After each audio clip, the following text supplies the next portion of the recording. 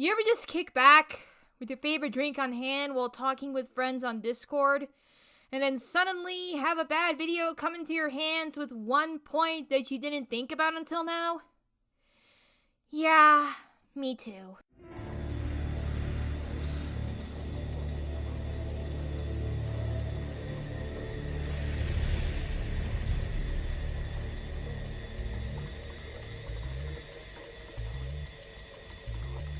Hi friends! Rave and Pines here with a short commentary for you. Hopefully it goes better than the one on Night today. But anyways, let's get to the discussion at hand. Meet the Ephrommentator, a fellow commentator with a primary focus on political videos. This is a very messy chain here, so I'm going to explain this as clearly as I can. A Nintendo YouTuber named Copycat made a video about the worst aspects of every Nintendo franchise.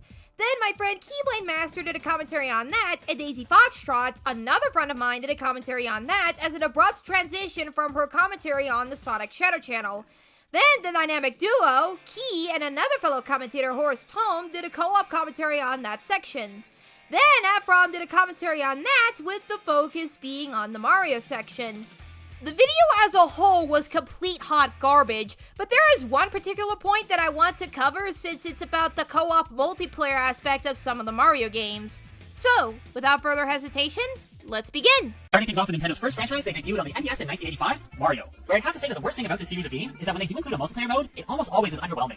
Even though it's a vital focus of games like Super Mario 3D World and the new Super Mario Bros. Console entries, it always felt cumbersome to have 4 separate characters on screen at one time, as it forces players to stay together rather than explore on their own. So you find it cumbersome for the players to stick together as opposed to exploring on their own, despite the fact that in the new Super Mario Bros. Games, the levels are very straightforward, with the level design being a straight line due to those games being 2D. And for Super Mario 3D World, while the levels in that game might have a Y-axis in them, their structure is still very straightforward considering it's just a pathway to the goal. And that's not even taking in the auto-scrolling levels which are in both of these games. And if this is about the collectibles, then you might have a point, but 1, you're really vague on this aspect, and 2, that's not really a fault with the game as opposed to the people you're playing with, which can be solved by simply asking the players to stop moving ahead so you can get whatever collectible you were trying to get. Plus, giving the players the option to explore would actually be a detriment to these games, considering in the new Super Mario Bros. Games, there's not much that can be explored considering it's a 2D side-scroller and could possibly result in one player getting left behind and negatively impacting the team, considering a part of the screen is now focusing on that one left behind player. And in Super Mario 3D World, the problem gets even worse, considering with that 3D plane, the chances of a player getting left behind is much higher, resulting in them getting lost and hurting the team as a result, which when looking at some of these levels is the last thing anyone wants to experience. Keyblade, you're assuming that whoever's rushing on ahead will just stop when you tell them to. They might, but if they're already trying to beat their PB on that level with multiple people with them, good luck convincing them to stop to get the collectibles. Alongside that, you're missing my point that this issue isn't necessarily the game's fault and more so the people you're playing with, since Copycat was putting blame on the game for an issue that he and his friends had. You know, if you just ignore the part where Copycat said the reason this issue even fucking arose in the first place was because of how cumbersome having 4 players at once on screen was. It always felt cumbersome to have 4 separate characters on screen at one time, as it forces players to stay together rather than explore on their own. This reluctance for each player to possess their own split screen has always led to frustrating moments with my friends and I, as it was inevitable that someone would lag behind.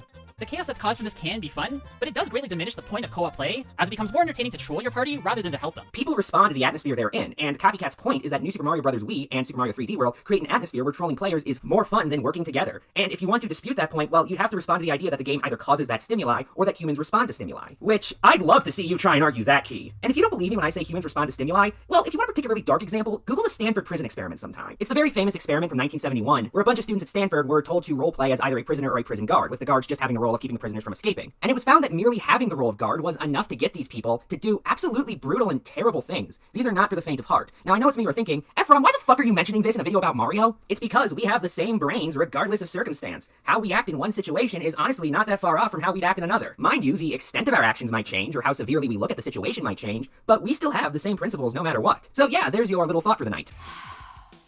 Okay. I would touch on the Stanford prison experiment and go on and on about it, but that would require a lot of willpower from me, and it will cause me to be driven insane in the membrane, insane in the brain. So for anyone who wants to see someone cover that part of the video, my friend Fracture Light touched on that topic really well in his one-shot commentary on the same video.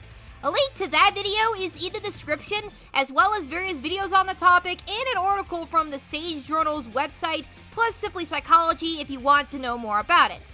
By the way, Ephrom, these are 2 completely different situations. Someone having enjoyment out of taking the piss at their teammates in New Super Mario Bros. And Super Mario 3D World is just done for fun from the person doing it and nothing else. The Stanford prison experiment was nothing more than a cruel psychological test that had to be cut short because of how fucking unethical that experiment was down to the participants assigned the role of guard and prisoner being in the mess of total mistreatment.